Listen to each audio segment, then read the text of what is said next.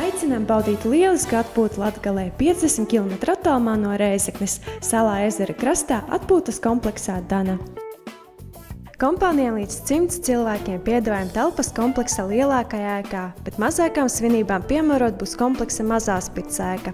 Abās ēkās ir iespēja relaksēties ar malku kurināmās pirtīs, ir pieejama virtuve, kā arī piedāvājam nakšņotājiem vienvietīgas un divvietīgas guļamvietas.